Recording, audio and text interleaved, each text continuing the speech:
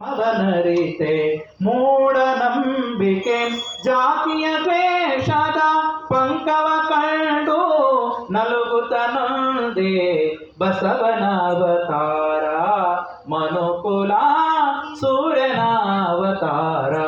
ನೋಡು ಎಷ್ಟು ವಿದ್ಯಾಭ್ಯಾಸನ ಕಲ್ತಂತಂದ್ರ ಈ ಶರೀರವನ್ನು ಸಹಿತ ಚೆನ್ನಾಗಿ ಕಾಪಾಡಿಕೊಂಡ. ಕೆಲವರೆಲ್ಲ ಈ ಶರೀರ ನಮ್ಮದು ನಿಮ್ಮದು ನೋಡ್ಬೇಕೀಗ ಪೂರ ಒಂದು 80, 90, 100 ಕಿಲೋ ಒಬ್ಬೊಬ್ರು ಪೂರ ಸೊಟ್ಟು ಬಿಡಕ್ಕಾಗಿರುತ್ತೆ. ಆದ್ರೆ ಬಸವಣ್ಣನವರು ಎಂಥ ದೇಹವನ್ನ ಕಾಪಾಡ್ಕೊಂಡಿದಾರ. ಬೆಳಗ್ಗೆ ಎದ್ದ ತಕ್ಷಣ ಯೋಗಾಭ್ಯಾಸ, ಅವೆಲ್ಲ ಯೋಗದಲ್ಲಿ ಹಠಯೋಗ, ಲಯಯೋಗ, ಏನೇನು ಯೋಗಗಳದವಲ್ಲ ಅವೆಲ್ಲವನ್ನ ಸಾಧನೆ ಮಾಡಿದ್ರು. ಅಷ್ಟೊಂದು ಅದ್ಭುತವಾಗಿರ್ತಕ್ಕಂಥ ಯೋಗ ಪಟ್ಟು ಬಸವಣ್ಣವರು. ಒಂದು ಬಾರಿ ಏನಾಗಿತ್ತಂತ್ರವ, ಒಬ್ಬಕ್ಕೆ 160 ಕಿಲೋ ಇತ್ಲಂತ. ಇಲ್ಲಿ ಯಾರು ಇದ್ದೀರೇನು?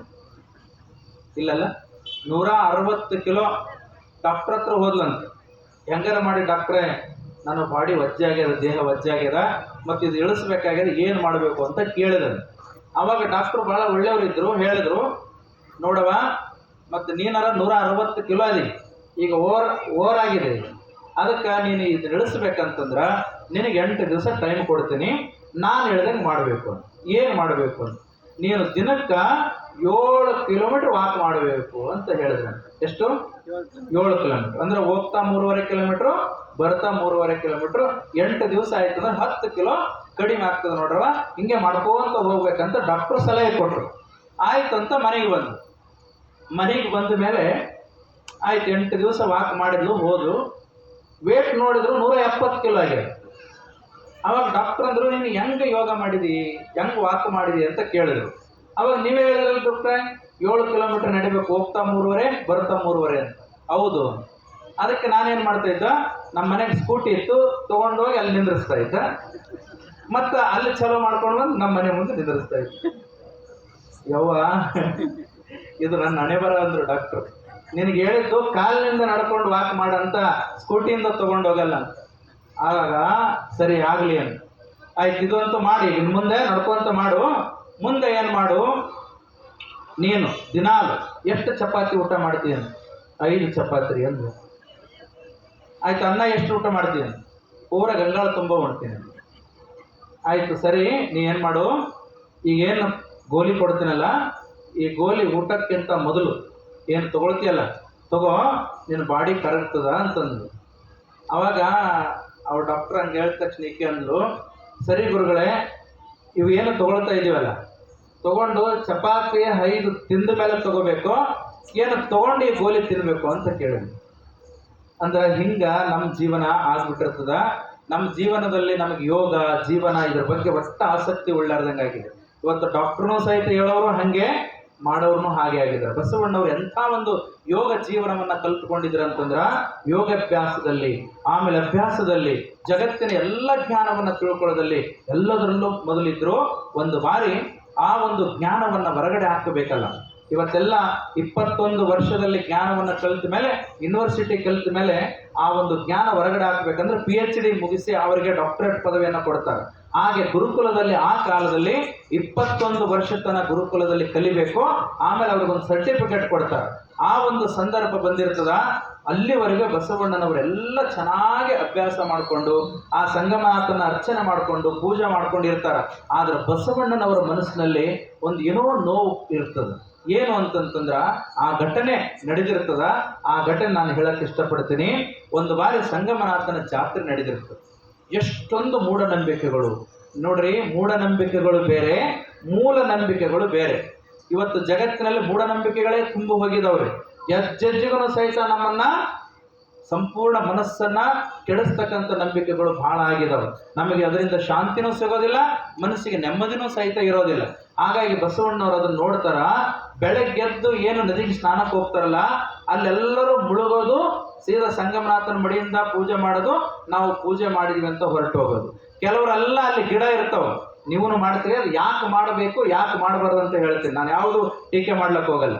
ಅಲ್ಲಿ ಗಿಡ ಇರ್ತದ, ಆ ಗಿಡಕ್ಕೆಲ್ಲ ಸೀರೆ ಸುತ್ತೋದು, ದಾರ ಸುತ್ತೋದು, ಅರಳಿ ಮರ ಇರ್ತದೆ, ಬಸವಣ್ಣವ್ರಿಗೆ ಬಹಳ ನೋವಾಗ್ಬಿಡ್ತು. ಅಲ್ಲಪ್ಪ, ಪರಮಾತ್ಮ ಇಂಥ ಒಂದು ಚಲೋ ಹೃದಯ ಕೊಟ್ಟ, ಕಣ್ಣು ಕೊಟ್ಟ, ಬಾಯಿ ಕೊಟ್ಟನ ಒಳ್ಳೆ ಮಂತ್ರವನ್ನ ಹೇಳೋದಪ್ಪ, ಕಣ್ಣು ಕೊಟ್ಟನ ಪರಮಾತ್ಮನ ದರ್ಶನ ಮಾಡ್ಕೊಳ್ಬೇಕಪ್ಪ.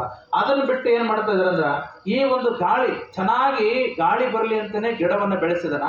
ಆದ್ರೆ ಉಸಿರುಗಟ್ಟಂಗೆ ಗಿಡಕ್ಕೆ ಸುತ್ತಾಕ್ತಾರಲ್ಲಪ್ಪ, ಗಿಡಕ್ಕೆ ದಾರ ಸುತ್ತಾರಲ್ಲ, ಗಿಡಕ್ಕನೇ ಆ ಸೀರೆಯನ್ನು ಸುತ್ತಿ ಹಾಳು ಮಾಡ್ತಾರಲ್ಲಪ್ಪ ಅಂತ.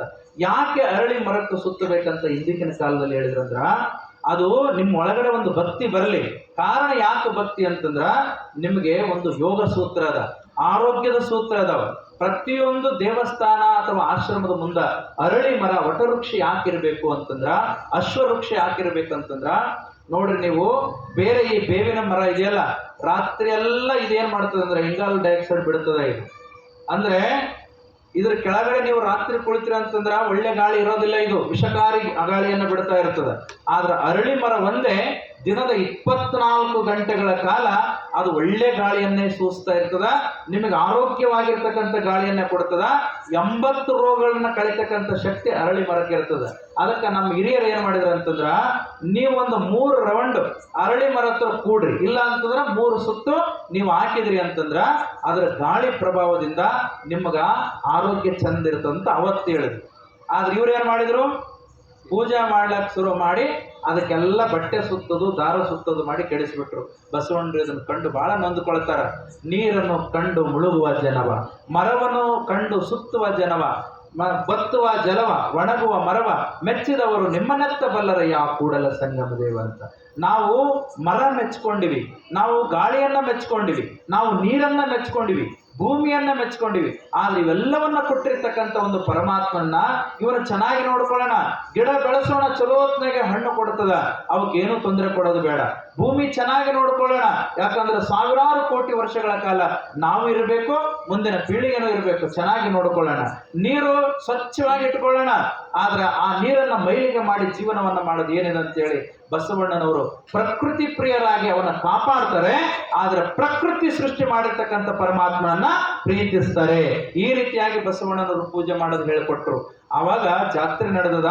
ಆ ಜಾತ್ರೆ ಸಂದರ್ಭದಲ್ಲಿ ಬಹಳಷ್ಟು ಜನ, ಈಗ ಹೆಂಗ ನೀವು ಕಾರ್ ಕಟ್ಕೊಂಡು ಹೋಗ್ತೀವಿ, ಹಿಂದಿನ ಕಾಲದಲ್ಲಿ ಜಾತ್ರೆಗೆ ಜನಗಳು ಹೋಗ್ಬೇಕಾದ್ರ ಬಂಡಿ ಕಟ್ಕೊಂಡು ಹೋಗ್ತಿದ್ರು ತಾಯಂದ್ರೆ.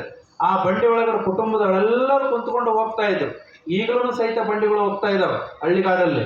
ಹಾಗೆ ಒಬ್ಬ ವ್ಯಕ್ತಿ ಏನ್ ಮಾಡಿದ ಅಂತಂದ್ರೆ, ರೈತ ಆ ಬಂಡಿ ಒಳಗಡೆ ಜನಗಳನ್ನು ಕೂಡಿಸ್ಕೊಂಡು ಸಂಗಮನಾಥನ ಜಾತ್ರೆಗೆ ಅಂತೇಳಿ ಬರ್ತಾ ಇದ್ದಾರ. ಬರುವಂತ ಸಂದರ್ಭದಲ್ಲಿ ಒಂದು ಬೆಕ್ಕು ಅಡ್ಡ ಬಂದದ. ಅಡ್ಡ ಬಂದು ಹೋಗೋ ಸಂದರ್ಭದಲ್ಲಿ ಗಾಲಿಗೆ ಸಿಕ್ಕೊಂಡು ಸತ್ತೋಗ್ಬಿಟ್ಟದ. ಅವಾಗ ತಲೆಗೆ ಅದೇ ಅವನಿಗೆ, ರೈತನಿಗೆ, ಪಾಪ ತನ್ನ ಪಾಡಿಗೆ ತಾನು ಸಮಯ ಆಯಿತು, ರಥ ಎಳಿತಾ ಇದೆ, ಇನ್ನು ಸಮಯ ಆಗ್ಬಿಡ್ತದೆ ಅಂತ ಹೇಳ್ತಿಕೊಂಡು ಹೋಗಂತ ಸಂದರ್ಭದಲ್ಲಿ ಗಾಲಿಗೆ ಸಿಕ್ಕೊಂಡು ಸತ್ತೋಗಿದೆ ಬೆಕ್ಕು. ಅದೇ ಚಿಂತೆ ಒಳಗಡೆ ಹೋಗಿ ಕೂಡ್ತಾನ. ಎಲ್ಲರೂ ಜಾತ್ರೆ ನೋಡ್ತಾರ. ಕೇಳ್ರಿ, ಬಹಳ ಚಂದದ. ಬಸವಣ್ಣವ್ರು ಇದಕ್ಕೆ ಪರಿಹಾರ ಹೆಂಗ ಕೊಡ್ತಾರ ನೋಡ್ರಿ. ಅವಾಗ ದೂರ ಹತ್ಕೊಂತ ಕುಂತಾನ, ಏನ್ ಹಾಕತ್ತೋ ಏನೋ, ಬೆಕ್ಕನ ತಲೆ ಮೇಲೆ ನನ್ನ ಗಾಲಿ ಹೋಗ್ಬಿಡ್ತು, ಅದು ಸತ್ತೋಗ್ಬಿಡ್ತು, ಯಾವ ಪಾಪ ತಡ್ತದನಂತ ಚಿಂತಾಕ್ರಾಂತವಾಗಿ ಕುಂತಾಗ ಅವಾಗ ಅಲ್ಲಿರ್ತಕ್ಕಂಥ ಒಬ್ಬ ಪೂಜಾರಿ ಹೋಗ್ತಾನ, ಜ್ಯೋತಿಷ್ಯ ಹೋಗ್ತಾನ. ಹೋಗಿ ಯಾಕೆ ನೀನು ಹಿಂಗೆ ಕುಂತಿ ಅಂತ ಕೇಳ್ತಾನ. ನೋಡ್ರಿ ದೊರೆ, ನಾನು ಬರಬೇಕಾದ್ರ ನನ್ನ ಗಾಲಿ ಕೆಳಗಡೆ ಬೆಕ್ಕು ಸತ್ತೋಗಿದೆ, ಅದಕ್ಕಾಗಿ ಇದಕ್ಕೆ ಪರಿಹಾರ ಏನು ಅಂತ ಕೇಳ್ತಾನೆ. ಅವಾಗ ಅವನಂತನ, ನೀನು ದೊಡ್ಡ ಪಾಪ ಮಾಡಿದ್ಯಪ್ಪ, ಒಂದು ಬ್ರಹ್ಮ ಹತ್ಯೆ ಮಾಡಿದ್ಯಾ, ಅದಕ್ಕಾಗಿ ನೀನು ಪೂಜೆ ಮಾಡಬೇಕಾದ್ರ ಎಷ್ಟು ಎತ್ತರ ಬೆಕ್ಕಿತ್ತು ಅಂತ ಕೇಳ್ತಾನೆ. ಅವಾಗ ಅವನಂತನ, ಇಷ್ಟ ಎತ್ತರ ಇತ್ತು. ಅಂದ್ರೆ ಅಷ್ಟು ಎತ್ತರದ ನೀನು ಬಂಗಾರದ ಬೆಕ್ಕು ಮಾಡಿಕೊಟ್ರೆ ನಿನಗೆ ಪಾಪ ಪರಿಹಾರ ಆಗ್ತದೆ, ಇಲ್ಲಾಂದ್ರೆ ಪರಿಹಾರ ಆಗಲ್ಲ ಅಂತ ಹೇಳ್ತಾನೆ. ಅವಾಗ ಅವನು ಪಾಪ ರೈತ, ಬಡವ, ಎಲ್ಲಿ ಬಂಗಾರದ ಬೆಕ್ಕು ಕೊಡಿಸ್ಬೇಕು? ಅಲ್ಲಪ್ಪ, ನಾವು ನೋಡಿದ್ರೆ ಬಡವರಿದ್ದೀವಿ, ರೈತರಿದ್ದೀವಿ, ನನಗೆ 1 ಎಕರೆ ಜಮೀನ್ದಾಗ ಉಳಿಗೆ ಮಾಡ್ಕೊಂಡು ನಾನು ದುಡಿತಾ ಇದ್ದೀನಿ, ಅದಕ್ಕಿಂತ ಕಡಿಮೆ ಇಟ್ಟಿದ್ದು ಭಕ್ತಿ ಯಾವುದದ ಹೇಳು ಅಂತ. ಅವಾಗ ಅವನಂತನ, ಎಟ್ಲೀಸ್ಟ್ ಬಂಗಾರ ಇಲ್ಲ ಅಂತಂದ್ರ ಬೆಳ್ಳಿದಾದ್ರೂ ಮಾಡಿಕೊಡು ಅಂತಾನೆ. ಬೆಳ್ಳಿದೂ ಕೊಡಿಸಕ್ಕಾಗಲ್ಲ, ಬಂಗಾರದು ಕೊಡಿಸಕ್ಕಾಗಲ್ಲ, ಇನ್ನೂ ಸರಳವಾಗಿ ಏನಾದ್ರು 4 ಕಾಸು ದುಡ್ಡಿದ್ರೆ ಹೇಳು, ಹಂಗಾದ್ರೆ ನನ್ನ ಪಾಪ ಪರಿಹಾರ ಆಗಲ್ಲ ಅಂತ ಹೇಳ್ತಾರೆ. ಇದನ್ನು ನೋಡ್ಕೊಂಡು ಕುಂತಿರ್ತಕ್ಕಂಥ ಬಸವಣ್ಣನವರು ದೂರ ನೋಡ್ತಾ ಇದ್ದಾರ. ಎಷ್ಟೊಂದು ಧರ್ಮದಲ್ಲಿ ದಗಲ್ಬಾಜಿ ಮಾಡ್ತಾ ಇದ್ದಾರಪ್ಪ, ವ್ಯವಹಾರ ಮಾಡಿ ರೈತರನ್ನ, ಬಡವರನ್ನ ಶೋಷಿಸ್ತಾರಪ್ಪ ಅಂತ ತಿಳ್ಕೊಂಡು ಹೇಳಿ ಆ ಪೂಜಾರಿ ಹೋದ ಮೇಲೆ, ಸಿಟ್ಟು ಮಾಡ್ಕೊಂಡು ಹೋದ ಮೇಲೆ ಬಸವಣ್ಣವ್ರ ಆತನ ಹತ್ರ ಬರ್ತಾರ. ಬಂದು ಕೇಳ್ತಾರ, ಏನಾಗಿದೆಪ್ಪ ಅಂತ. ನೋಡ್ರಿ, ಈ ಜಗತ್ತಿನಲ್ಲಿ ರೈತರನ್ನು ಕುಂತಿದ್ರಿ, ಈ ಜಗತ್ತಿನಲ್ಲಿ ಮೊಟ್ಟ ಮೊದಲ ಬಾಳಿಗೆ ರೈತನ ಪಾದಕ್ಕೆ ಶರಣ ಮಾಡಿರ್ತಕ್ಕಂಥ ವಿಶ್ವಗುರು ಯಾರಾದ್ರೂ ಇದ್ರೆ ಅದು ಬಸವಣ್ಣನವರು. ರೈತರನ್ನ ಅಪಾರವಾಗಿ ಪ್ರೀತಿ ಮಾಡ್ತಾರ. ಇವತ್ತು ಒಂದ್ ವೇಳೆ ರೈತರು ಇಲ್ಲ ಅಂತಂದ್ರ ನಾವು ಇರ್ಲಿಕ್ಕೆ ಸಾಧ್ಯ ಇಲ್ಲ. ನಮ್ಮಂತ ಸ್ವಾಮಿಗಳು ಬದುಕಲಿಕ್ಕೆ ಸಾಧ್ಯ ಇಲ್ಲ, ಇಂಜಿನಿಯರ್ ಬದುಕಲಿಕ್ಕೆ ಸಾಧ್ಯ ಇಲ್ಲ, ಡಾಕ್ಟರ್ ಬದುಕಲಿಕ್ಕೆ ಸಾಧ್ಯ ಇಲ್ಲ, ಪ್ರಧಾನ ಮಂತ್ರಿಗಳು ಬದುಕಲಿಕ್ಕೆ ಸಾಧ್ಯ ಇಲ್ಲ, ಜಗತ್ತಿನ ಯಾವ ಉದ್ದಿಮೆದಾರರು ಬದುಕಲಿಕ್ಕೆ ಸಾಧ್ಯ ಇಲ್ಲ. ಯಾಕೆ ಅಂತಂದ್ರ ರೈತ ಕಷ್ಟಪಟ್ಟು 1 ವರ್ಷಗಳ ಕಾಲ ದುಡಿತಾನ. ಆದ್ರ ದುಡಿತಾನ, ಆದ್ರೆ ಅವನಿಗೆ ಆ ಒಂದು ದುಡಿತಕ್ಕೆ ಬೆಲೆ ಇಲ್ಲ ಅಂತಂದ್ರ ತಾನೇ ಆತ್ಮಹತ್ಯೆ ಮಾಡ್ಕೊಳ್ತಾನೆ ಹೊರತಾಗಿ ಇನ್ನೊಬ್ರು ಸಾಯಿಲಿ ಅಂತೇಳಿ ಯಾವತ್ತು ವಿಷ ಹಾಕಿ ಅವನು ಮಾರಾಟ ಮಾಡಿಲ್ಲ. ಯಾರು ರೈತರು ಮಾಡ್ಯಾರ? ಕಬ್ಬಿಗೆ ವಿಷ ಹಾಕಿ ಸಿಂಪಡಿಸಿ ಎಲ್ಲರೂ ಸಾಯಲಿ, ನನಗೆ ಬೆಲೆ ಸಿಗೋದಿಲ್ಲ ಅಂತದಂತ ಯಾವ ರೈತರು ಮಾಡಲ್ಲ. ಟೊಮೆಟೊ ಬೆಳಿತಾನ, ತನಗೆ ಬೆಲೆ ಸಿಕ್ಕಿಲ್ಲ ಅಂತೇಳಿ ಆ ಟೊಮೆಟೊಕ್ಕೆಲ್ಲ ವಿಷ ಹಾಕಿ ಎಲ್ಲರೂ ಸಾಯಲಿ ಅಂತ ಯಾವ ರೈತನು ಸಹಿತ ಮಾಡೋದಿಲ್ಲ. ಹಾಗೆ ಆ ರೈತನನ್ನ ಅರ್ಥ ಮಾಡಿಕೊಂಡು ಬಸವಣ್ಣರು ಹೇಳ್ತಾರ, ಕೃಷಿ ಕೃತ್ಯ ಕಾಯಕ ಮಾಡುವ ಸದ್ಭಕ್ತನ ಶ್ರೀಪಾದವತು. ಆತನ ತನು ಶುದ್ಧ, ಆತನ ಮನಶುದ್ಧ, ಆತನ ಭಾವ ಶುದ್ಧ, ಆತನ ನಡೆ ಶುದ್ಧ. ಆತನ ಮನೆ ಒಳಗಡೆ ಹೋಗಿ ಯಾರು ಗುರು ಪೂಜೆ ಮಾಡ್ತಾರಲ್ಲ, ರೈತ ಪಾವನ ಅಲ್ಲ ಗುರು ಪಾವನ ಅಂತ ತಿಳ್ಕೊಂಡು ಹೇಳಿರ್ತಕ್ಕಂಥ ಮಹಾಚೇತನ ವಿಶ್ವಗುರು ಬಸವಣ್ಣನವರು. ಯಾರು ಮನೆ ಒಳಗಡೆ ರೈತನ ಮನೆ ಒಳಗೆ ಹೋಗ್ತಾರಲ್ಲ, ಆತನ ಭಾವನೆಗಳು ಶುದ್ಧ ಇರ್ತಾವ. ಅಲ್ಲಿ ಹೋಗಿ ಪೂಜೆ ಮಾಡಿ ಬಂದಿರತಕ್ಕಂಥ ಗುರು ಪಾವನ ಆಗ್ತಾನಂತ ತಿಳ್ಕೊಂಡು ರೈತರಿಗೆ ಶರಣ ಆಗ್ತಾರ. ಅಂತ ಒಂದು ರೈತ ಇದೆಯಪ್ಪ, ಏನು ಆಗಿದೆ ನಿನಗೆ ಹೇಳು ಅಂತಂದಾಗ ಬಸವಣ್ಣರಿಗೆ ಹೇಳ್ತಾನ, ಯಪ್ಪ ನಾನು ಬರ್ಬೇಕಾದ್ರ ನನ್ನ ಒಂದು ಬಂಡಿಗೆ ಅಲ್ಲಿಗೆ ಆ ಒಂದು ಬೆಕ್ಕು ಸತ್ತೋಗಿದೆ, ಅದಕ್ಕಾಗಿ ಏನಾಗುತ್ತೋ ಏನಂತ ಎದುರ್ಕೊಂಡು ಕುಂತಿದ್ದೀನಿ, ಭಯ ಆಗ್ತಾ ಇದೆ. ಅವ್ರನ್ನ ನೋಡಿದ್ರೆ ಬಂಗಾರದ ಬೆಕ್ಕು ಬೆಳ್ಳಿ ಬೆಕ್ಕು ಕೊಡಿಸಿದ್ರೆ ಪೂಜೆ ಮಾಡಿಸ್ತೀವಿ, ಪರಿಹಾರ ಆಕತಿ ಪಾಪ ಅಂತಾರ. ನನಗೆ ನೋಡಿದ್ರೆ ರೈತ ಬಡವ ಇದೀನಿ, ಏನು ಕೊಡ್ಸಕ್ಕಾಗಲ್ಲ ಅಂತ. ಆಗ ಬಸವಣ್ಣರಂತಾರ, ನೋಡಿ ಎಷ್ಟು ಚಂದ ರೀ ಬಸವಣ್ಣರ ವಚನಗಳು. ಎಲ್ಲವೋ ಪಾಪ ಕರ್ಮ ಮಾಡಿದವನೇ, ಎಲ್ಲವೋ ಬ್ರಹ್ಮ ಹತ್ಯೆ ಮಾಡುವನೆ, ಒಮ್ಮೆ ಶರಣೆನ್ನಲವು. ಒಮ್ಮೆ ಶರಣೆಂದರೆ ಹಲವು ಪಾಪಕ್ಕೆ ಪ್ರಾಯಶ್ಚಿತ್ತವಾಗುವುದು, ಅಲ್ಲವಾದರೆ ವನ್ನ ಪರ್ವತಗಳಾದರೂ ಸಾಲವು, ಕೂಡಲ ಸಂಗಮ ದೇವನಿಗೆ ಒಬ್ಬನಿಗೆ ಶರಣನ್ನು ಅಂತಾರ. ಅಂದ್ರ ನೋಡಪ್ಪ, ನೀನು ಪಾಪ ಮಾಡಿದೆ ಅಂತ ಅನ್ಕೋಬೇಡ, ಅಚಾನಕ್ ನಡೆದೋಗಿದ ಘಟನೆ. ಆದ್ರೆ ಒಂದು ಕೆಲಸ ಮಾಡು, ನೀನು ಮಾಡಿದ್ದು ತಪ್ಪೋ ಒಪ್ಪೋ, ತಿಳಿದು ಮಾಡಿದೆವು ತಿಳಿಯಾರದು ಮಾಡಿದೆವು ಗೊತ್ತಿಲ್ಲ, ಆದ್ರೆ ಪರಮಾತ್ಮ ನಾನು ಮಾಡಿದ್ದು ತಪ್ಪಾಗಿದೆ ಅಂತ ಒಂದು ಬಾರಿ ನೀನು ಒಳಗಡೆ ಬಾ, ನಾನು ಕರ್ಕೊಂಡು ಹೋಗ್ತೇನೆ. 12 ಬಾರಿ ಓಂ ನಮ ಶಿವಾಯ ಅಂತ ಪತ್ರ ಏರಿಸ್ಬಿಡು, ನಿನ್ನ ಪಾಪ ಪರಿಹಾರ ಆಗ್ತವಂತೇಳಿ ಇಷ್ಟೊಂದು ಸರಳವಾಗಿರ್ತಕ್ಕಂಥ ಭಕ್ತಿಯಲ್ಲಿ ಪರಮಾತ್ಮನನ್ನು ಕೊಟ್ಟಿರೋರು ಬಸವಣ್ಣನವರು. ನೋಡ್ರಿ, ಭಕ್ತಿ ಮಾಡಬೇಕಾದ್ರೆ ದುಡ್ಡು ಬೇಕಾಗಿಲ್ಲ, ಮನಸ್ಸು ಬೇಕು. ಭಕ್ತಿ ಮಾಡಬೇಕಾದ್ರ ಸಾವಿರಾರು ರೂಪಾಯಿ ಖರ್ಚು ಮಾಡಬೇಕಾಗಿಲ್ಲ, ಒಳಗಿನ ತಪ್ಪು ಬಿಡಬೇಕು. ಅದಕ್ಕೆ ಬಹಳ ಚಂದ ಹೇಳ್ತಾರೆ ಸಿದ್ಧಾಯ ಪುರಾಣಿಕರು, ಈ ಜಗತ್ತಿನಲ್ಲಿ ದೇವರ ಹೆಸರಿನಲ್ಲಿ ಉಪ್ಪು ಬಿಟ್ಟವರರ, ದೇವರ ಹೆಸರಿನಲ್ಲಿ ತುಪ್ಪ ಬಿಟ್ಟವರರ, ದೇವರ ಹೆಸರಿನಲ್ಲಿ ಆಸೆ ಬಿಟ್ಟವರು ಕಾಣೆನು, ಒಪ್ಪ ತಪ್ಪು ಬಿಟ್ಟವರನ್ನು ಕಾಣೆನು. ಈ ದೇವರ ಹೆಸರಿನಲ್ಲಿ ವೇಷ ತೊರೆದೋದವರದರ, ದೇವರ ಹೆಸರಿನಲ್ಲಿ ಕೇಶ ಬಿಟ್ಟವರಾದರ, ಆದ್ರ ಆಸೆ ಬಿಟ್ಟವರು ಒಬ್ಬರನ್ನು ಕಾಣೆ. ಹಂಗೆ ಬಸವಣ್ಣನವರು ಹೇಳ್ತಾರ, ನೀನು ಮಾಡಿರ್ತಕ್ಕಂಥ ತಪ್ಪನ್ನು ಒಂದು ಬಾರಿ ಪರಿಣಾಮಕಾರಿಯಾಗಿ ಒಪ್ಪಿಕೊಂಡ್ಬಿಡು, ಕೇಳು, ಕ್ಷಮೆ ಕೇಳು, ಪರಮಾತ್ಮ ನಿನಗೆ ಒಲಿತಾನೆ ಅಂತನು. ಏನೇ ಬ್ರಹ್ಮ ಹತ್ಯೆ ಮಾಡಿದವನೇ, ನೀನು ಎಂಥದೇ ತಪ್ಪುವನ್ನ ಮಾಡಿಕೊಂಡು ಬಾ, ಆದ್ರೆ ಪರಮಾತ್ಮ ಹತ್ರ ಬಂದಾಗ ಇನ್ನು ಮುಂದೆ ನಾನು ತಪ್ಪು ಮಾಡಲ್ಲ ಅಂತ ಬೇಡ್ಕೋ, ಎಲ್ಲ ಪಾಪ ಪರಿಹಾರ ಆಗ್ತದಂತೆ ತಿಳ್ಕೊಂಡು ಸಂಗಮನಾಥನ ಗುಡಿ ಒಳಗಡೆ ಹೋಗಿ ಅಲ್ಲಿ ಪೂಜೆ ಮಾಡಿಸ್ಲಕ್ ಕುಂತಾಗ ಎಲ್ಲರೂ ಅರ್ಚಕರನ್ನು ಸಿಟ್ಟು ಮಾಡ್ಕೊಂಡ್ರು ಬಸವಣ್ಣರ ಮೇಲೆ. ಇದೇ ಸಂದರ್ಭ, ಜಾತ್ರೆ ಸಂದರ್ಭದಲ್ಲಿ ನಾವೊಂದಿಷ್ಟು ಸಂಪತ್ತನ್ನ ಮಾಡ್ಕೊಳ್ಳೋದು, ಆದ್ರೆ ಬಸವಣ್ಣಪ್ಪ ನೇರವಾಗಿ ಪೂಜೆ ಮಾಡಿಸ್ಲಿಕ್ಕೆ ಇಂಥ ದರಿದ್ರನ ಕರ್ಕೊಂಡೋಗಿ ಒಳಗಡೆ ಪೂಜೆ ಮಾಡ್ತಾರಂತೇಳಿ ಎಲ್ಲರೂ ಸೇರ್ಕೊಂಡು ಬಸವಣ್ಣರಿಗೆ ಒಡ್ಲೆಕ್ ಹೋಗ್ತಾರ. ಅವಾಗ ಸಂಗಮನಾಥನ ವಾಣಿ ಹೇಳ್ತದ, ಬಸವಣ್ಣ ಮಾಡಿದ ದಿಟ ಭಕ್ತಿ, ನೀವು ಮಾಡಿದ ಹುಸಿ ಭಕ್ತಿ ಅಂತ ತಿಳ್ಕೊಂಡು ಬಸವಣ್ಣವ್ರ ಹತ್ರ ಬಂದು ಹಿಂಗ ಆ ಸಂಗಮನಾಥ ತಪ್ಪಿಕೊಳ್ತಾ ನೀವು ಫೋಟೋದೊಳಗೆ ನೋಡಿರ್ಬೇಕು. ಸಂಗಮನಾಥ ಬಸವಣ್ಣನನ್ನ ತಪ್ಪುಕೊಂಡಿರೋದು ನೋಡಿರ್ಬೇಕು. ಎಲ್ಲರೂ ಬಂದು ಕಲ್ಲೆತ್ತಿ ಒಡೆಯುವಂತ ಸಂದರ್ಭದಲ್ಲಿ, ದಂಡ ಎತ್ತಿ ಒಡೆಯುವಂತ ಸಂದರ್ಭದಲ್ಲಿ ಬಸವಣ್ಣವರಿಗೆ ಪ್ರೀತಿಯಿಂದ ಪರಮಾತ್ಮ ಅಪ್ಪುಕೊಳ್ತಾನೆ ಅನ್ನೋದನ್ನ ನೀವು ನೋಡ್ತಾ ಇದ್ರಿ. ಈ ರೀತಿಯಾಗಿ ದಗಲ್ಬಾಜಿ ಧರ್ಮದಲ್ಲಿ ನಡೆದಾಗ ಬಸವಣ್ಣವರಿಗೆ ಬಹಳ ದುಃಖ ಆಗಿತ್ತು. ಇದೆಲ್ಲವನ್ನ ಘಟಿಕೋತ್ಸವ ಸಮಾರಂಭದಲ್ಲಿ ಹೇಳ್ತಾರ. ಆ ಘಟಿಕೋತ್ಸವ ಸಮಾರಂಭ ಎಷ್ಟು ಅದ್ಭುತವಾಗಿ ನೆರವೇರಿಸಿದಾರಂತಂದ್ರ, ಜಾತವೇದ ಮುನಿಗಳು ತಮ್ಮೆಲ್ಲ ಶಿಷ್ಯರನ್ನ, 21 ಜನ ಶಿಷ್ಯರು ಗುರುಕುಲದಲ್ಲಿ ಓದ್ತಾ ಇದ್ರು, ಅವರೆಲ್ಲರನ್ನ ಮಾತಾಡಿಸ್ಬೇಕು ಅಂತ ತಿಳ್ಕೊಂಡು ಬಲದೇವರಸರು ಅಂತ ಬರ್ತಾರೆ. ಎಲ್ಲಿ ಮಂಗಳವೇಡೆ ಅಂತ ಹೇಳಿ ತಿಳ್ಕೊಂಡು ಇಲ್ಲಿಂದ ಸುಮಾರು ಒಂದು 50-60 ಕಿಲೋಮೀಟರ್ ಇರ್ಬೋದು. ಆ ಮಂಗಳವೇಡೆಯಲ್ಲಿ ಆ ಬಿಜ್ಜಳ ರಾಜನ ಮಾಂಡಲಿಕನಾಗಿ ಆ ಬಿಜ್ಜಳ ರಾಜನ ಆಸ್ಥಾನದಲ್ಲಿ ಪ್ರಧಾನಮಂತ್ರಿಯಾಗಿ ಬಲದೇವರಸರು ಇರ್ತಾರ. ಆ ಬಲದೇವರಸರು ಬೇರೆ ಯಾರಲ್ಲ, ಬಸವಣ್ಣನವರ ಏನು ತಾಯಿ ಇರ್ತಾಳ ಅವರ ತಮ್ಮ. ಬಸವಣ್ಣನವರು ಅವರ ಸೋದರ ತಂಗಿಯ ಮಗ. ಹಾಗಾಗಿ ಅವನನ್ನ ಅವತ್ತಿನ ದಿವಸ ಘಟಿಕೋತ್ಸವ ಸಮಾರಂಭದಲ್ಲಿ ಕರೆಸ್ತಾರ. ಎಲ್ಲರ ಮಾತುಗಳನ್ನ ಹಾಡ್ಲಿಕ್ಕೆ ಶುರು ಮಾಡಿಸ್ತಾರ. ಬಸವಣ್ಣವ್ರು 21 ವರ್ಷ ಆಗಿದೆ. ತಮ್ಮೆಲ್ಲ ವಿಚಾರಗಳನ್ನ ಗುರುಗಳ ಮುಂದೆ ಇಡಬೇಕು ಅಂತ ತಿಳ್ಕೊಂಡು ಎದ್ದು ನಿಂತುಕೊಂಡು ಮಾತಾಡುವಂತ ಸಂದರ್ಭದಲ್ಲಿ ಸಮಾಜದಲ್ಲಿ ಏನೆಲ್ಲ ತಪ್ಪುಗಳಾಗ್ಯವ, ಏನೆಲ್ಲ ನಂಬಿಕೆಗಳಿದಾವ, ಅದನ್ನೆಲ್ಲವನ್ನು ಸಹಿತ ಕಡಿಮೆ ಮಾಡಿ, ದುಃಖವನ್ನ ಕಡಿಮೆ ಮಾಡಿ ಸತ್ಯದ ದಾರಿ ತೋರಿಸಬೇಕು ಅಂತ ತಿಳ್ಕೊಂಡು ಅನೇಕ ವಿಚಾರಗಳನ್ನ ಹೇಳ್ತಾರ. ದಯವಿಲ್ಲದ ಧರ್ಮ ಅದೇವ ದಯ, ದಯವಿರಬೇಕು ಸಕಲ ಪ್ರಾಣಿಗಳಲ್ಲಿ, ದಯವಿಲ್ಲದ ಧರ್ಮ ಏನಕ್ಕೆ ಪ್ರಯೋಜನಪ್ಪ. ಇವತ್ತು ನೋಡಿದ್ರ ಯಜ್ಞ ಯಾಗದಲ್ಲಿ, ಇವಾಗ ಯಾರು ಮಾಡೋದಿಲ್ಲ, ಅವಾಗಿನ ಯಜ್ಞ ಯಾಗದಲ್ಲಿ ಆಡುಗಳನ್ನ ಕುರಿಗಳನ್ನ ಬಲಿ ಮಾಡಿಬಿಡ್ತಾ ಇದ್ರು, ಕೋಳಿಯನ್ನ ಬಲಿ ಮಾಡ್ತಾ ಇದ್ರು, ಏನು ಹಸುಗಳಿದ್ದು ಅವನ್ನೆಲ್ಲ ಅದ್ರೊಳಗಡೆ ಹಾಕಿ ಬಿಡ್ತಾ ಇದ್ರು. ಈ ರೀತಿ ಭಕ್ತಿ ಮಾಡಿ ಒಂದು ಜೀವವನ್ನು ನಾಶ ಮಾಡಲಿಕ್ಕೆ ಮನುಷ್ಯನಿಗೆ ಹಕ್ಕಿಲ್ಲ. ಯಾರು ಪರಮಾತ್ಮ ಜೀವನ ಸೃಷ್ಟಿ ಮಾಡಿದನಲ್ಲ ಅವನಿಗೆ ಮಾತ್ರ ನಾಶ ಮಾಡ್ಲಿಕ್ಕೆ ಹಕ್ಕಿದೆ ಹೊರತಾಗಿ ಮನುಷ್ಯನಿಗೆ ಏನು ಆ ನಾಶ ಮಾಡ್ಲಿಕ್ಕೆ ಹಕ್ಕಿಲ್ಲ. ಆದ್ರೆ ಮನುಷ್ಯ ತನ್ನ ಸ್ವಾರ್ಥಕ್ಕಾಗಿ ಎಲ್ಲವನ್ನೂ ಬಲಿಪಶು ಮಾಡ್ತಾನಲ್ಲಪ್ಪ ಅಂತೇಳಿ ಬಸವಣ್ಣವರು ಆ ವಿಚಾರವನ್ನ ಮಂಡಿಸ್ತಾರೆ. ಮಾತಿನ ಮಾತಿಂಗೆ ನಿನ್ನ ಕೊಂದಿಯರೊಂದು ಎಲೆ ಓತಿ ಅಳು ಕಂಡೆಯ, ಶಾಸ್ತ್ರವನ್ನು ಓದಿದವರ ಮುಂದೆ ಅಳು ಕಂಡೆಯ, ವೇದವನ್ನು ಓದಿದವರ ಮುಂದೆ ಅಳು ಕಂಡೆಯ, ನೀನತ್ತದಕ್ಕೆ ತಕ್ಕದು ಮಾಡುವ ನಮ್ಮ ಕೂಡಲ ಸಂಗಮ ದೇವ ಅಂತ. ನೋಡ್ರಿ ಅಲ್ಲಿ ಕಟ್ಟಿದ್ದಾರೆ, ಆ ಯಜ್ಞ ಮಾಡ್ತಾ ಇದಾರ. ಆ ಯಜ್ಞ ಮಾಡುವಲ್ಲಿ ಒಂದೊಂದು ಚರ್ಮವನ್ನ ತೆಗೆದ್ರ ಒಳಗೆ ಹಾಕ್ತಾ ಇದಾರೆ. ಪಾಪ ಆ ಒಂದು ಕುರಿ ಕಣ್ಣಿಯಲ್ಲಿ ನೀರು ಬರ್ತಾ ಇದೆ.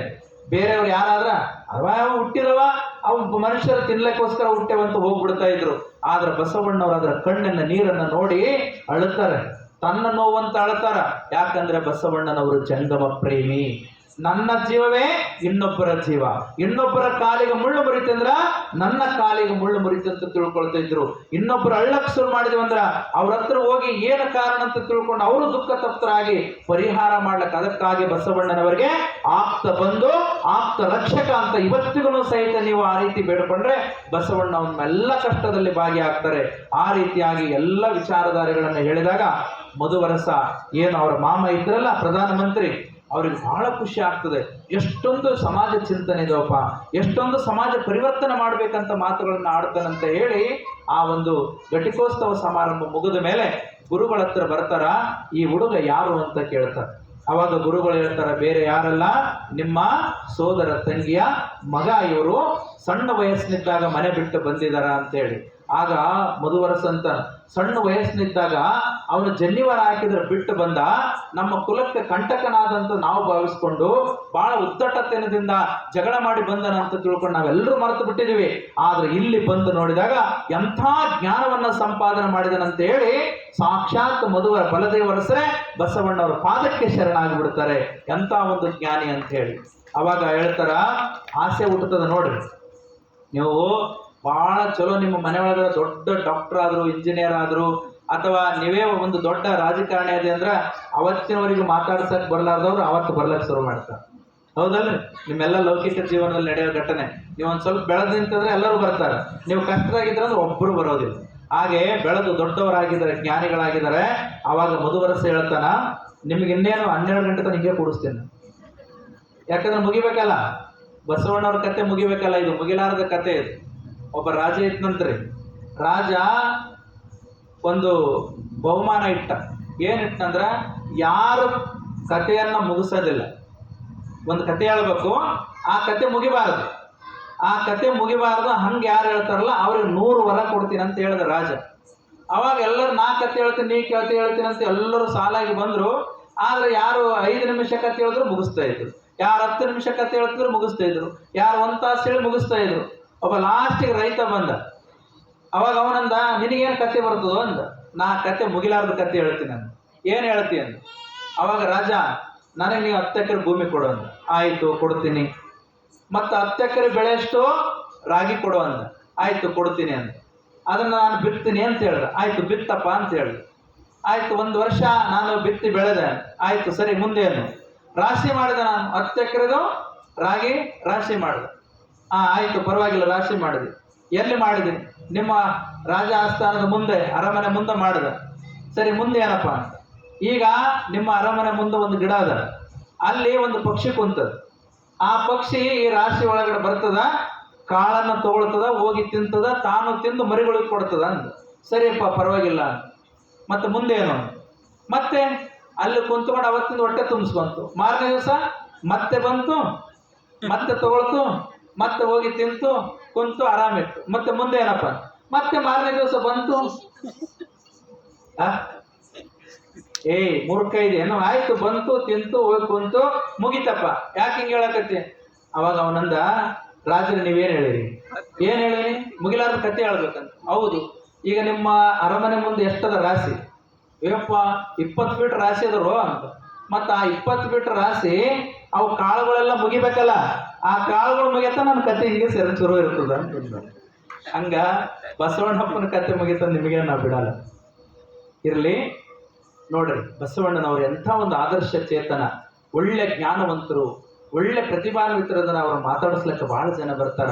ಹಂಗ ಬಲದೇವರಸರು ಬಸವಣ್ಣವರ ಜ್ಞಾನ ವಿದ್ವತ್ತನ್ನ ಕಂಡು ಒಂದು ಆಸೆ ಹುಟ್ಟಿತು.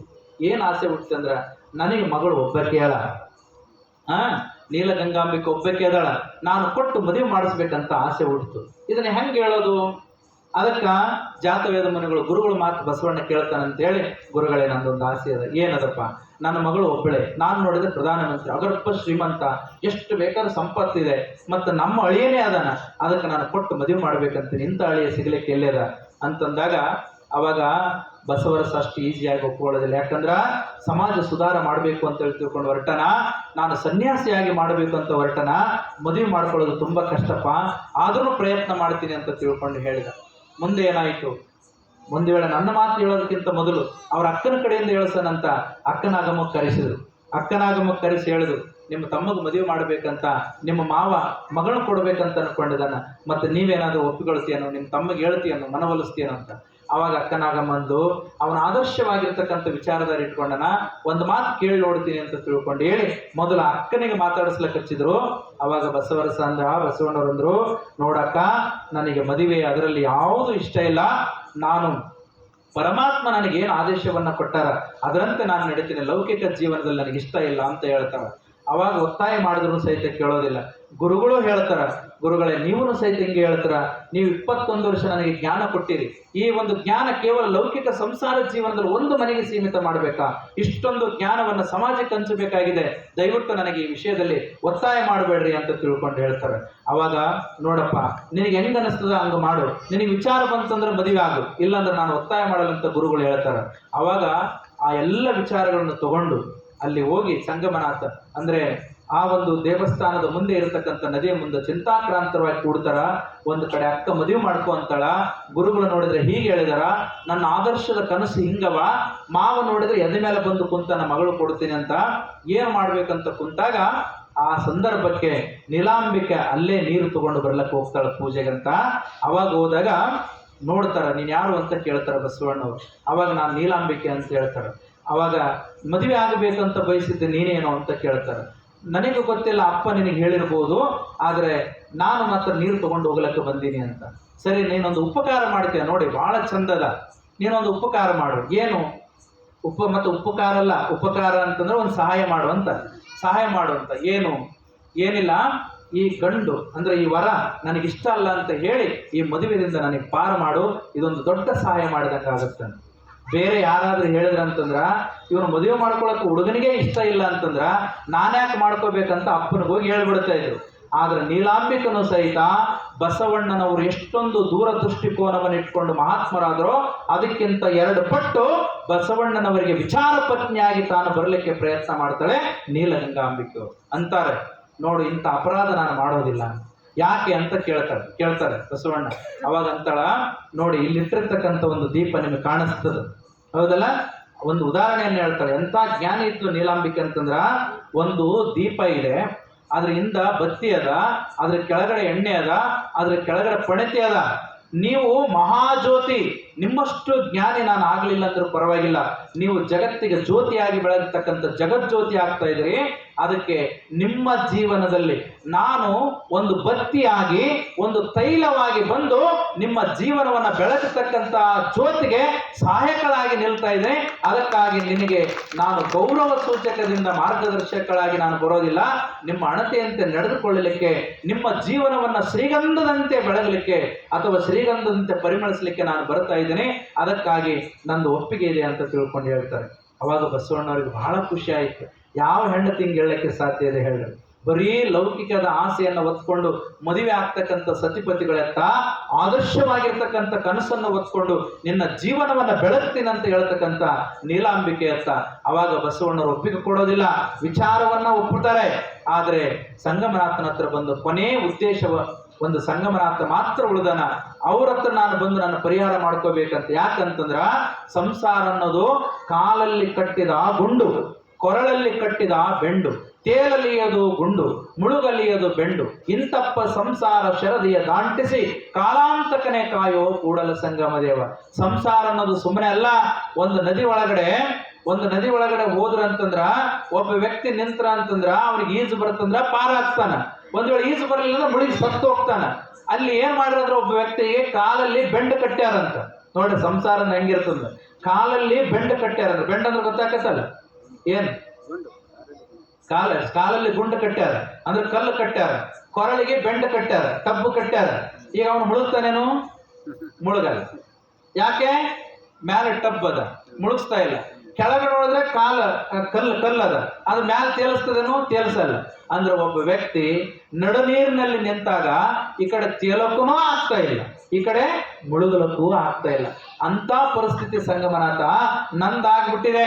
ಅಕ್ಕ, ಗುರುಗಳು, ನೀಲಾಂಬಿಕೆ ಮತ್ತು ಮಾವ ಇವರೆಲ್ಲರೂ ಸಂಸಾರದ ಗುಂಡು ಕಾಲಲ್ಲಿ ಕಟ್ಲಕತ್ಯಾರ. ಈ ಕಡೆ ನೋಡಿದ್ರ ನಿನ್ನ ಆದರ್ಶದೊಂದಿಗೆ ನಯನು ಕಳಿಸಿರ್ತಕ್ಕಂಥ ಮಣಿಯ ಪೂರೈಸಬೇಕಂತ ಹೇಳಿ ನಾನು ಆದರ್ಶನ ಹೊತ್ಕೊಂಡು ಬೆಂಡಾಗಿ ಇವತ್ತು ನಾನು ನಿನ್ನ ಹತ್ರ ಬರ್ಬೇಕಂತೀನಿ. ಆದ್ರೆ ಹಿಂಗ ಸಿಕ್ಕೊಂಡಿನಿ, ನೀನು ನನಗೆ ಮಾರ್ಗದರ್ಶನ ಮಾಡಬೇಕು ಸಂಗಮನಾಥ ಅಂತಂದಾಗ ಅವಾಗ ಸಂಗಮನಾಥನ ವಾಣಿ ಹೇಳ್ತದ. ಯಾವಾಗ ಧ್ಯಾನಸಕ್ತನಾಗಿ ಕುಳಿತಾಗ ಆ ಸಂಗಮನಾಥನ ವಾಣಿ ಹೇಳ್ತದ, ಎಲೆ ಮಗನೆ ಬಸವಣ್ಣ ಬಸವದೇವ ನಿನ್ನ ಮೈತದೊಳು ಮೆರೆದೆಪ್ಪು, ನೀನ್ ಬಿಜ್ಜಳರಾಯನೆಪ್ಪ ಮಂಗಳವಾಡಕ್ಕೆ ಹೋಗು ಅಂತ. ಬಸವಣ್ಣವರಿಗೆ ಬಹಳ ನೋವಾಗ್ಬಿಡ್ತ್ರಿ. ನಾನು ಇಲ್ಲಿ ಮದುವೆ ಮಾಡ್ಲಕತ್ತಾರ, ಇದಕ್ಕೆ ಪರಿಹಾರ ಹೇಳು ಅಂತಂದ್ರ, ನಾನು ನಿನ್ನ ಮೆಚ್ಚಿದ್ದೀನಿ ಮಗನೇ, ನಿನಗೆ ಬಹಳ ಮೆಚ್ಕೊಂಡಿದ್ದೀನಿ, ನೀನು ಒಳ್ಳೆ ಹುಡುಗ, ನೀನು ಸತ್ಯವಂತ, ನೀನು ಪ್ರಾಮಾಣಿಕನಾಗಿದ್ಯಾ, ನೀನು ಬಿಚ್ಚಳ ಇರ್ತಕ್ಕಂಥ ಮಂಗಳವಾಡಕ್ಕೆ ಹೋಗು ಅಂತ ಹೇಳಕತ್ತೀಯಲ್ಲಪ್ಪ. ನಾನೇನು ಕೇಳಕತ್ತೀನಿ, ನೀನೇನು ಹೇಳಕತ್ತಿ? ದೇವ್ರ ನೀನೇನು ಕಿವುಡಾಗಿದೆಯೇನೋ ಅಂತ ಅಂತಾರ ಬಸವಣ್ಣವ್ರು. ಅವಾಗ ದೇವರಂತರ, ನಾನೇನು ಕಿವುಡಾಗಿಲ್ಲ, ನಿನ್ನ ಮುಂದಿನ ಭವಿಷ್ಯವನ್ನು ನಾನು ಬರಿತಾ ಇದ್ದೀನಿ. ನೋಡು ಮಗನೇ, ನಡೆ ಮಗನೇ ಬಸವಣ್ಣ, ನಿನ್ನ ಮೈತದೋಳು ಮೆರೆದಿಪ್ಪವು. ನಾವು ನಿನ್ನನ್ನ ಈ ಜಗತ್ತಿನಲ್ಲಿ ಮೆರೆಸಬೇಕಂತ ಇದ್ದೀವಿ. ಅದಕ್ಕಾಗಿ ನೀನು ಹೋಗು, ನಿನ್ನ ಮುಂದಿನ ದಾರಿ ಸುಗಮವಾಗಿದೆ.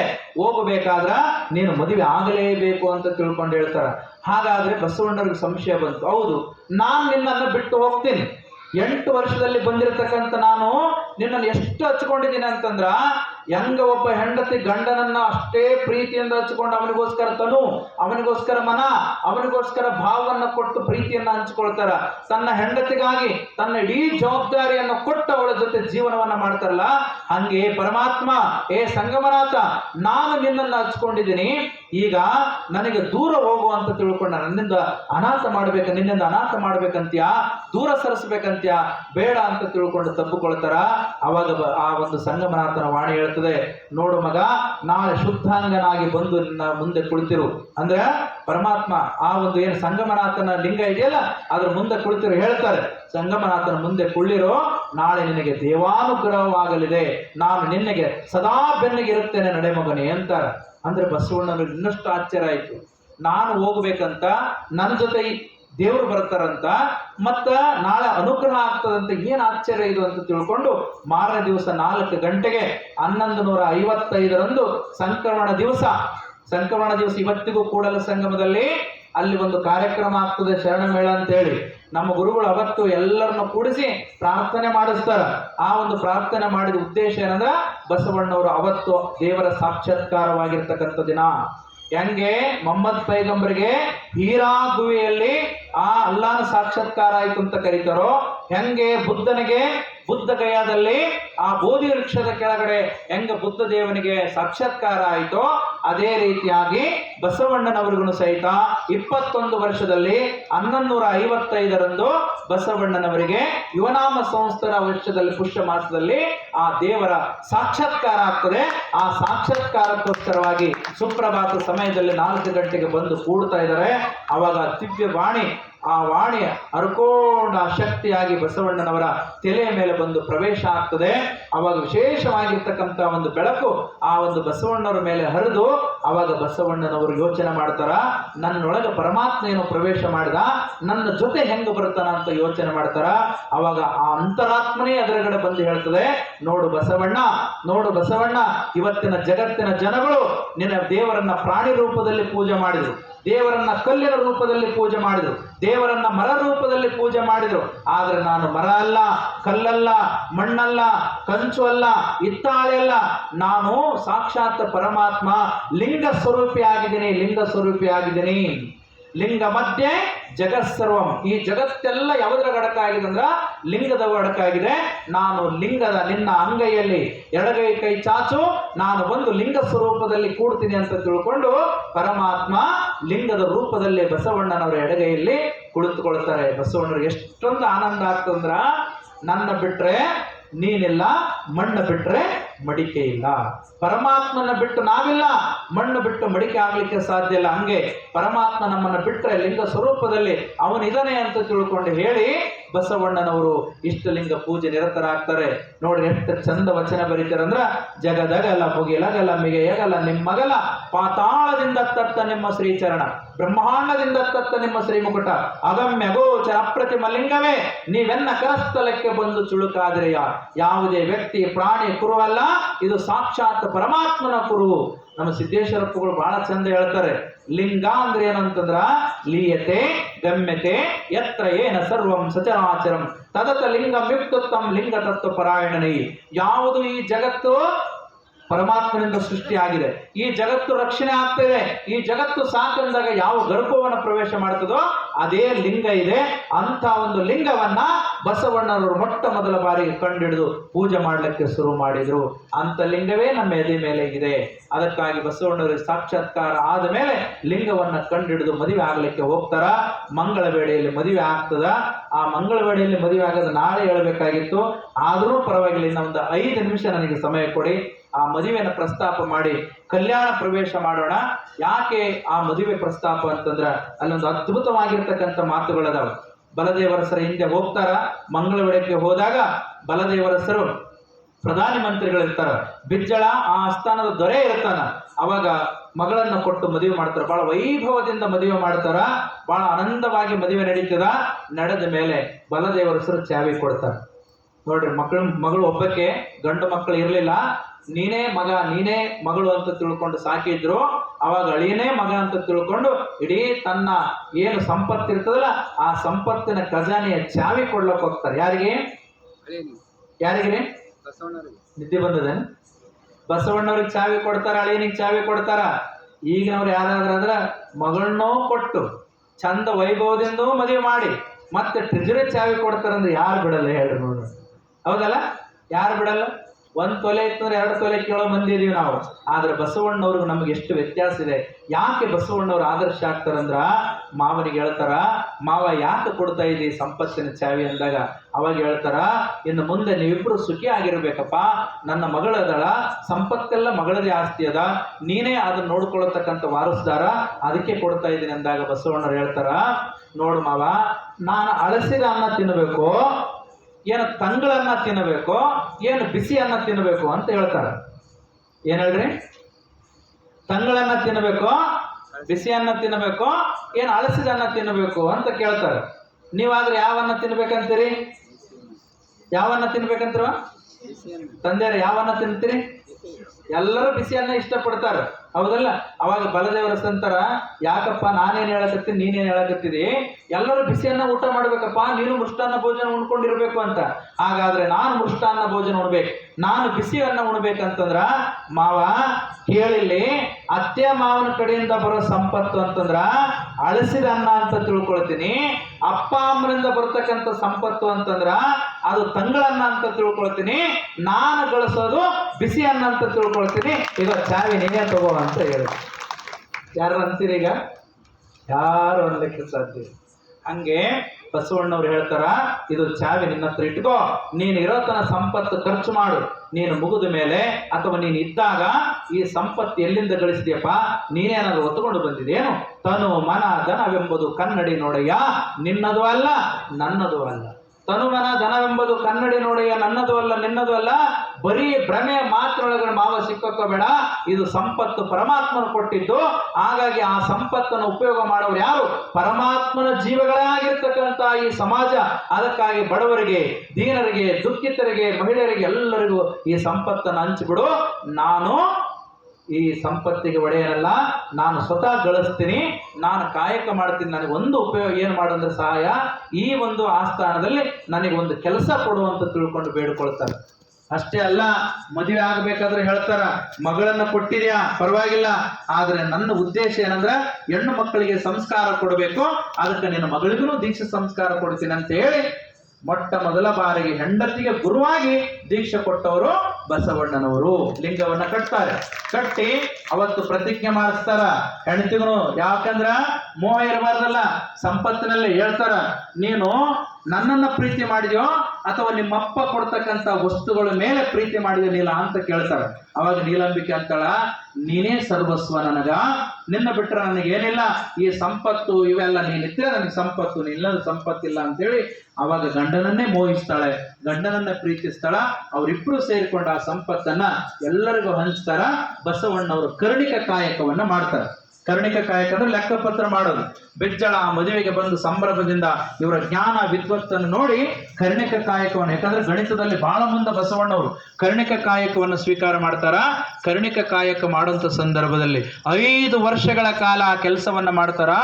ಎಷ್ಟು ಚಂದ ಕೆಲಸ ಮಾಡ್ತಾರ ಅಂತಂದ್ರ, ಹಿಂದಿನವರು ಯಾರೂ ತಪ್ಪು ಮಾಡ್ತಾ ಇದ್ರು, ಬಸವಣ್ಣವ್ರು ಎಲ್ಲವನ್ನೂ ಸರಿಪಡಿಸಿದ್ರು. ಒಂದು ಬಾರಿ ಬಿಜ್ಜಳ ಮಾರುವೇಷದಲ್ಲಿ ಬರ್ತಾರ, ಬಸವಣ್ಣವ್ರ ಕೆಲಸ ಮಾಡ್ಕೊಂತ ಕುಂತಿರ್ತಾರೆ. ನೋಡ್ರಿ ಬಸವಣ್ಣವರ ನಿಷ್ಠೆ, ಬಸವಣ್ಣವರ ಸತ್ಯ ಶುದ್ಧ ಕಾಯಕ ಎಂದಿತ್ತಿದ್ದಂದ್ರ ನೀವು ಕೇಳಲೇಬೇಕು. ಬಸವಣ್ಣವರು 2 ದೀಪ ಹಚ್ಕೊಂಡಿರ್ತಾರೆ. 2 ದೀಪ, ಒಂದು ದೀಪ ಆರಿಸಿರ್ತಾರ, ಮತ್ತೊಂದು ದೀಪ ಬೆಳಗ್ತಾ ಇರ್ತದೆ.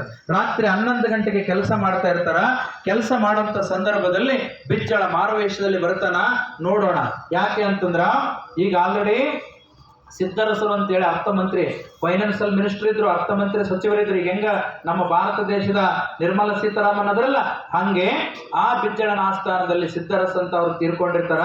ಆ ಸ್ಥಾನ ಯಾರಿಗೆ ತುಂಬಬೇಕು ಅಂತೇಳಿ ಬಿಜ್ಜಳನಿಗೆ ಒಂದು ಮನಸ್ಸಾಗಿರ್ತದ. ಅದಕ್ಕೆ ಬಸವಣ್ಣವ್ರಿಗೆ ಕೊಟ್ಟರೆ ಹೆಂಗೆ ಪರೀಕ್ಷೆ ಮಾಡೋದಂತ ಬಂದಿರ್ತಾರ. ಅವಾಗ 2 ದೀಪ ಇರ್ತದ, ಒಂದು ದೀಪ ಆರಿಸಿರ್ತದ, ಇನ್ನೊಂದು ದೀಪ ಒತ್ತಿ ಉರಿತಾ ಇರ್ತದ. ಲೆಕ್ಕಪತ್ರ ಮಾಡ್ಕೊಂತ ಕೂಡಿತಿರ್ತಾರ. 11 ಗಂಟೆ ಸಮಯ ಆಗಿರ್ತದ. ಅದಾದ ಮೇಲೆ ಆ ಒಂದು ಮಾರುವೇಷದ ಜಂಗಮ ಬಂದು ಮುಂದೆ ನಿಂದಿರ್ತಾನ. ಬಸವಣ್ಣವ್ರು ನೋಡೋದಿಲ್ಲ. ಎಲ್ಲ ಕೆಲಸ ಆದ ಮೇಲೆ ಆ ದೀಪ ಆರಿಸಿ ಇನ್ನೊಂದು ದೀಪವನ್ನ ಹಚ್ಚಿಟ್ಟು ಅವಾಗ ಆ ಜಂಗಮರಿಗೆ ಸ್ವಾಗತ ಮಾಡ್ತಾರ. ಅವಾಗ ಬಿಜ್ಜಳ ಗೊತ್ತಿಲ್ಲ, ಜಂಗಮ ರೂಪದಲ್ಲಿ ಬಂದಾನ. ಎಷ್ಟು ಸೊಕ್ಕು ಬಸವಣ್ಣ ನಿನಗೆ, ಜಂಗಮರಂದ್ರೆ ಪ್ರೀತಿಸ್ತೀಯಾ, ಆದ್ರೆ ಇಲ್ಲಿ ಬಂದು ಕುಂತುಕೊಂಡು 1 ಗಂಟೆ ಆದ್ರೂ ಸಹಿತ ಮಾತಾಡ್ಲಕ್ಕ ತಯಾರಿಲ್ಲಲ್ಲ, ಏನ್ ಮಾಡ್ತಾ ಇದ್ದೀನಿ ನೀನು ಅಂತ ಕೇಳ್ತಾರೆ. ಅವಾಗ ಕ್ಷಮಿಸ್ರಿ ಜಂಗಮ, ನಾನು ಕಾಯಕ ಮಾಡ್ತಾ ಇದ್ದೆ, ಬೊಕ್ಕಸದ ಕಾಯಕ ಮಾಡ್ತಿದ್ದೆ. ನಂದೊಂದು ನೀತಿ ಅದ, ಕಾಯಕ ಮಾಡೋಂಥ ಸಂದರ್ಭದಲ್ಲಿ ಗುರು ಮುಂದೆ ಬಂದ್ರು ಪರವಾಗಿಲ್ಲ, ಲಿಂಗ ಪರಮಾತ್ಮನೇ ಮುಂದೆ ಇದ್ರು ಪರವಾಗಿಲ್ಲ, ಜಂಗಮರು ಯಾರೇ ಬಂದ್ರು ಪರವಾಗಿಲ್ಲ, ಲೆಕ್ಕಪತ್ರ ತಪ್ಪಾಗಬಾರ್ದು ಅಂತೇಳಿ ಕಾಯಕಕ್ಕೆ ಬೆಲೆ ಕೊಡ್ತೀನಿ ಹೊರತಾಗಿ ಅಲ್ಲಿ ಬಂದಿರತಕ್ಕಂಥ ಜಂಗಮನಿಗೆ ಬೆಲೆ ಕೊಡಲ್ಲ ಅಂತ ಹೇಳಿದ್ರು. ಅಷ್ಟೊಂದು ಕಾಯಕ ನಿಷ್ಠೆ. ಅದಕ್ಕಾಗಿ ಬಸವಣ್ಣವರು ಕಾಯಕವೇ ಕೈಲಾಸ ಮಂತ್ರವನ್ನ ಮಾಡಿದರು. ಮುಂದೆ ಏನಾಗ್ತದ, ಸರಿ ಪರವಾಗಿಲ್ಲಪ್ಪ, ಆದ್ರೆ ಈ ದೀಪ ಆರಿಸಿ ಈ ದೀಪ ಯಾಕೆ ಹಚ್ಚಿದೆ ಅಂತ ಕೇಳ್ತಾರೆ. ಅವಾಗ ಇಲ್ಲಿವರೆಗೂ ನಾನು ಕೆಲಸ ಮಾಡಿದ್ದು ರಾಜ್ಯದ ಕೆಲಸ, ರಾಜ್ಯದಿಂದ ಬಂದಿರತಕ್ಕಂಥ ಹಣವನ್ನ ಖರ್ಚು ಮಾಡಿ ದೀಪವನ್ನ ಹಚ್ಚಿದ್ದೀನಿ, ಅದರಿಂದ ಕೆಲಸ ಮಾಡ್ತಾ ಇದ್ದೀನಿ. ಮತ್ತೆ ಈಗ ನಾವಿಬ್ರು ಮಾತಾಡ್ತಾ ಇದೀವಲ್ಲ, ನಮ್ಮಿಬ್ರು ವೈಯಕ್ತಿಕವಾಗಿರ್ತಕ್ಕಂಥ ಮಾತುಕತೆ. ಹಾಗಾಗಿ ನಾನು ಗಳಿಸಿರ್ತಕ್ಕಂಥ ಸಂಪತ್ತಿನಿಂದ ತಂದಿರುವ ಎಣ್ಣೆಯಿಂದ ಈ ದೀಪವನ್ನ ಉರಿಸಿ ನಾನು ಮಾತಾಡ್ತಾ ಇದ್ದೀನಿ. ಏನ್ರಿ ಬಸವಣ್ಣವ್ರ ನೀತಿ? ಒಂದಿಷ್ಟು ಎಣ್ಣೆ, 1 ರೂಪಾಯಿ 2 ರೂಪಾಯಿ ಬೆಲೆ ಬಾಳ್ತಕ್ಕಂಥ ಎಣ್ಣೆ ಇವತ್ತು ಅಧಿಕಾರ ಹೋದ್ರೂ ಸಹಿತ 3 ವರ್ಷ ಮನೆ ಬಿಡಂಗಿಲ್ಲ ರೀ ರಾಜಕಾರಣಿಗಳು. ಸರ್ಕಾರದ ಮನೆ ಬಿಡಂಗಿಲ್ಲ, ಸರ್ಕಾರದ ಕಾರ್ ಬಿಡಂಗಿಲ್ಲ. APJ ಅಬ್ದುಲ್ ಕಲಾಂ ಅಂತ ಇದ್ರಿ, ಎಂತ ಮಹಾನ್ ವ್ಯಕ್ತಿ. ಆಮೇಲೆ ಲಾಲ್ ಬಹದ್ದೂರ್ ಶಾಸ್ತ್ರಿ ಅಂತ ಇದ್ರು, ಎಂತ ಮಹಾನ್ ವ್ಯಕ್ತಿ.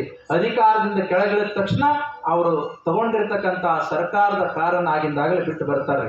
ಆ ರೀತಿಯಾಗಿರ್ತಕ್ಕಂಥ ಜೀವನ ಮಾಡಿದ್ರು ಬಹಳ ಜನ ಇದ್ದಾರೆ. ಹಂಗ ಬಸವಣ್ಣವ್ರಂತಾರ 1 ರೂಪಾಯಿ 2 ರೂಪಾಯಿ ಬೆಲೆ ಬಾಳತಕ್ಕಂಥ ಎಣ್ಣೆ ಅದೇನು ಖರ್ಚಾಗ್ತಪ್ಪ ಅಂತ ಬಿಜ್ಜಳ ಕೇಳ್ತಾನ.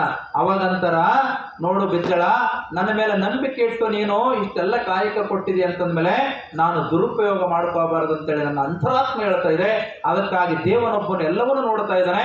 ಒಂದು ಚೂರ್ನು ಸಹಿತ ನನಗಾಗಿ, ನನ್ನ ನೆಂಟರಿಗಾಗಿ, ನನ್ನ ಬಂಧು ಬಳಗಕ್ಕಾಗಿ ಒಂದು ವೇಳೆ ನಾನೇನಾದ್ರೂ ವಿಚಾರ ಮಾಡಿದಂತಂದ್ರ ನನ್ನ ಪ್ರಾಣ ಹೋಗ್ಲಿ ಅಂತಾರ ಬಸವಣ್ಣವರು. ಹೊನ್ನಿನೊಳಗೆ ಒಂದು ಒರೆಯ, ವಸ್ತ್ರದೊಳಗೆ ಒಂದು ಎಳೆಯ, ಅನ್ನದೊಳಗೆ ಒಂದು ಅಗುಳ, ಇಂದಿಂಗೆ ನಾಳಿಂಗೆ ಬೇಕೆಂದ ನಾದಳೆ ನಿಮ್ಮಾಣೆ ನಿಮ್ಮ ಪ್ರಮತ ರಾಣಿ ಕೂಡಲ ಸಂಗಮ ದೇವ ಅಂತಾರೆ. ವಸ್ತ್ರದೊಳಗೆ ಒಂದು ಎಳೆನೂ ಹೆಚ್ಚಿಗೆ ಉಟ್ಕೊಳ್ಳೋದಿಲ್ಲ, ಸಂಪತ್ತಿನಲ್ಲಿ ಒಂದಿಷ್ಟು ನಾನು ಕಾಯಕ ಮಾಡಿದ ಹೆಚ್ಚಿಗೆ ಬಂದರೂ ಸ್ವೀಕಾರ ಮಾಡೋದಿಲ್ಲ. ಅಂತ ನೀತಿಯನ್ನ ನಾನು ಸಂಪಾದನೆ ಮಾಡ್ಕೊಂಡಿದ್ದೀನಿ, ನನ್ನ ಅಂತರಾತ್ಮ ಮೆಚ್ಚುವಂತೆ ನಾನು ಬಾಳ್ತಾ ಇದ್ದೀನಿ ಅಂತ ತಿಳ್ಕೊಂಡು ಜಂಗಮನಿಗೆ ಹೇಳಿದಾಗ, ಅವಾಗ ಮಾರುವೇಷದಿಂದ ಬಂದಿರತಕ್ಕಂಥ ಬಿಜ್ಜಳ ತನ್ನೆಲ್ಲ ಆ ಪೋಷಾಕವನ್ನು ತೆಗೆದು ತಾನು ಬಿಜ್ಜಳ ಅಂತ ತೋರಿಸ್ಕೊಡ್ತಾನ. ಬಲೆ ಬಸವಣ್ಣ, ನಾನು ನಿನ್ನನ್ನು ಮೆಚ್ಚಿದೆ, ನೀನು ನಮ್ಮ ರಾಜ್ಯಕ್ಕೆ ಸಿಕ್ಕಿರ್ತಕ್ಕಂಥ ಬಹುದೊಡ್ಡ ಭಾಗ್ಯ, ಅದಕ್ಕಾಗಿ ಅರ್ಥಮಂತ್ರಿ ಸ್ಥಾನವನ್ನ ನಿನಗೆ ಕೊಡ್ತೀನಿ ಅಂತ ಉಂಗುರವನ್ನ ತೊಡಿಸಿ ಬಸವಣ್ಣವರಿಗೆ ಅರ್ಥಮಂತ್ರಿ ಸ್ಥಾನವನ್ನ ಕೊಡ್ತಾರೆ. ನೋಡ್ರಿ, ಬಸವಣ್ಣವರಿಗೆ ಕಾಯಕ ಬೇಡಿದ್ದೆಲ್ಲ ತಾನಾಗಿ ಪರಮಾತ್ಮ ಒಲಿಸಿ ತಂದಿದ್ದು. ಈ ರೀತಿಯಾಗಿ ಮುಂದೆ ಬಸವಣ್ಣನವರು ಅರ್ಥಮಂತ್ರಿಯಾಗಿ ಅವರು ಕಲ್ಯಾಣಕ್ಕೆ ಹೋಗ್ತಾರ. ರಾಕ್ಷಸ ನಾಮ ಸಂವತ್ಸರ 1160ರಂದು ಇಬ್ರು ಬಿಜ್ಜಳ ಹಾಗೂ ಬಲದೇವರಸ ಎಲ್ಲರನ್ನೂ ಸಹಿತ ಕಲ್ಯಾಣಕ್ಕೆ ಹೋಗ್ತಾರ. ಆ ಕಲ್ಯಾಣಕ್ಕೆ ಹೋದ್ಮೇಲೆ ಏನಾಗತ್ತೆ ಅಂತ ಇವತ್ತೆಲ್ಲ ನಾಳೆ ದಿವಸ ಹೇಳೋಣ. ನಾಳೆನೂ ಒಂದು ದಿವಸ ಪ್ರವಚನ ಇದೆ. ಬೆಳಗ್ಗೆ 5 ಗಂಟೆಯಿಂದ 6:30ವರೆಗೆ 7 ಗಂಟೆವರೆಗೆ ಸಾಮೂಹಿಕ